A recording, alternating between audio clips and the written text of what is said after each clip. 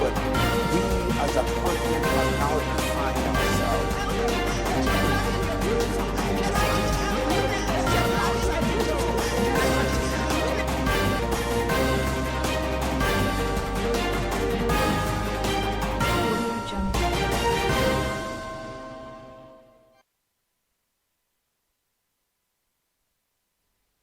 Hello and welcome to TOS TV, your digital first Pan-African news network. I am Adesi Wausi and this is TOS National News. We start with COVID-19 updates. The Nigeria Center for Disease Control (NCDC) has recorded 1,637 new cases of COVID-19, bringing the total number of infections in the country to 133,552. The NCDC disclosed this on its official Twitter handle on Tuesday. The country has so far tested over 1.3 million people since the first confirmed case of COVID-19 was recorded in February 2020. The agency also confirmed additional 6 coronavirus-related deaths in the last 24 hours, bringing the death toll to 1,613 in the country. It's noted that the 1,634 new COVID-19 cases were from 25 states and the Federal Capital Territory (FCT). The agency said Lagos State reported the highest number of infections with 440, while Anambra confirmed 160, FCT 158, and Rivers 134. The NCDC, however, said that the numbers of recovery currently stood at 107,551, with additional 1,276 people discharged across the country. It stated that Tuesday's discharge included 551 community recoveries in Lagos State, 213 in Kaduna State, and 103 in Kano State, managed in line with its guidelines. The Interministerial Committee on the Disposal of Assets Forfeited to the federal government has commenced the process of selling final forfeited assets in 25 locations across the country. Dayo Akpata, chairman of the committee, made this known in a press statement released on Tuesday.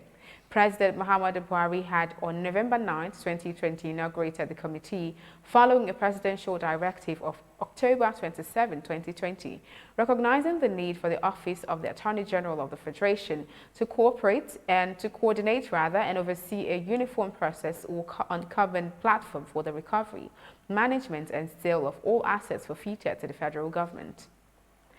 The committee is said to be working assiduously to complete its assignment within the 6-month time frame as spelled out in the presidential directive. The statement also said the committee has collated and is still updating the list of assets forfeited to the federal government and embarking on on-site verification to confirm the existence and ascertain the current state of the forfeitures, amongst other things, said Akpata.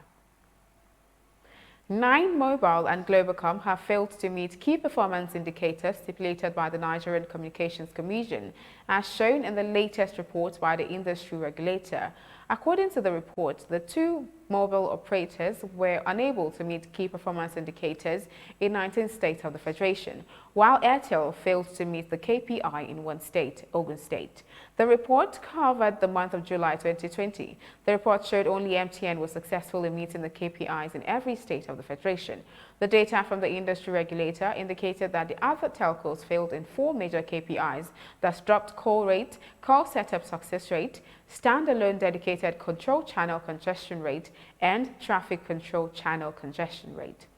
The NCC described a dropped call as a call that is prematurely terminated before being released normally by either the caller or the called party and has a performance threshold of less than or equal to 1%. Vaccination against the spread of coronavirus disease will be made compulsory for all citizens when the vaccines arrive the country, the Presidential Task Force (PTF) on COVID-19 has said.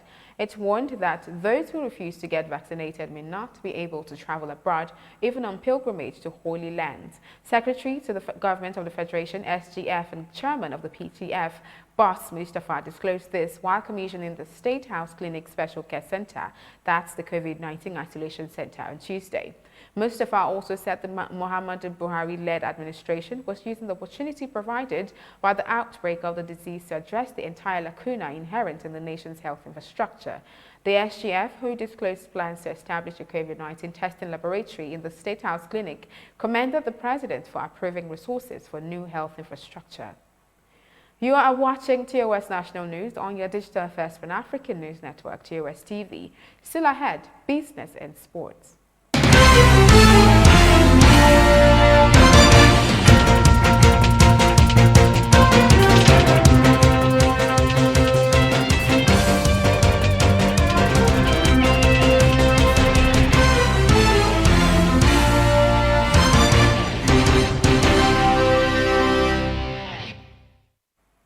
Welcome back.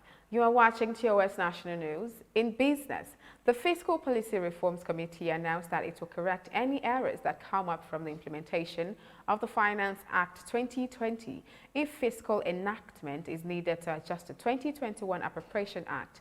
This was disclosed by Bode Oyetunde, Senior Special Assistant to the President on Finance and Fiscal Matters and Secretary of the Committee at the Finance Act 2020 Virtual Stakeholder Consultation meeting on Tuesday.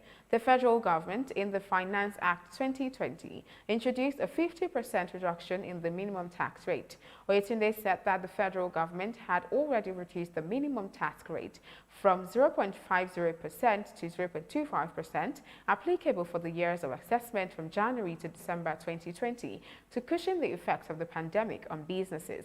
Mr. Sonya Bonjubola, Director, Tax Policy and Advisory Department, FIRS, added that there will be no tax refunds, citing that the proponent of the clause was to give relief for 2 years to taxpayers in view of what everyone is facing.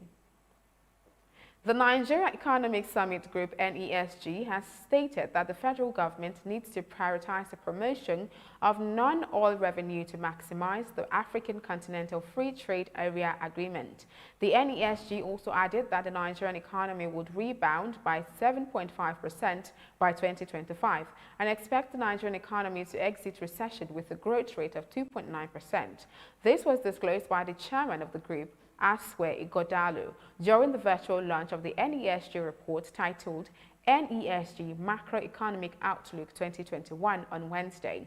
The NESG boss warned that Nigeria cannot approach the agreement casually, as doing so will lead to job losses, and called for a focus on the non-oil economy. Igodalu added that Nigeria's economy needs a high, robust and sustained growth that will deliver a significant reduction in unemployment and poverty. And in business, Nigeria needs to implement key reforms in order to get the economy out of the current doldrums and achieve sustainable inclusive rate. The World Bank and the chairman of the Presidential Economic Advisory Council, Dr. Donyi Salami, have said. They said this on Tuesday at the virtual launch of the 2021 Macroeconomic Outlook of the Nigerian Economic Summit Group. At the forum, the World Bank said its estimates show that between 15 million and 20 million Nigerians will join the poverty rank by 2022. World Bank senior economist Gloria Joseph-Raji noted that COVID-19 hit the Nigerian economy very hard as the country experienced in 2020 its deepest recession since the 1980s and the second in 5 years. According to her, Nigeria needs to push forward policies that help to improve the business environment and improve the welfare of the average Nigerian. According to Joseph Raji, the key priorities for the government include adopting more transparent and credible foreign exchange allocation, mobilizing tax revenues in a way that does not negatively affect investments and growth, strengthening the management of monetary policies towards the primary objective of price stability. In sport, the Tigers have been drawn alongside world number 1 USA, European powerhouse France and host Japan in Group B of the women basketball event of the 2020 Tokyo Olympics. With a developing rivalry between USA and the Tigers recently, basketball pundits are salivating over the matchup that promises premium excitement. The last meeting, although ended in a slim 76-71 points in favor of the world number 1, despite Nigeria leading for the better part of the game. Many described it as a more improved showing against the team they had earlier lost to 71-40 at the quarterfinals of the 2018 World Cup. The official draw of the Tokyo 2020 Olympic basketball tournaments for both the women's and men's competition, which took place at FIBA headquarters, also saw the Tigers pitted against world number 5 France. Despite a great outing by Mfon Udoka, a poor second half saw the Japanese court score Nigeria to nick the game, where the team only managed one win out of 6 games to finish 11th. For the men, they have been drawn in Group B against Australia and winners of the Olympics qualifying tournaments from Croatia and Belgrade. And that is the TOS National News on your digital first Pan-African News Network. For more updates, visit www.tostvnetwork.com. Do follow and like TOS TV Network on Facebook, Twitter, and Instagram. And remember to subscribe on YouTube. Do stay with us and enjoy more programs on TOS TV Network. I am Adesuwa Osuyi. Bye for now.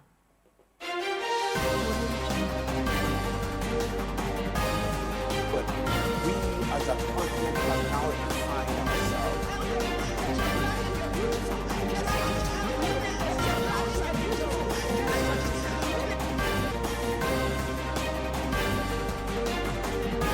What's the face of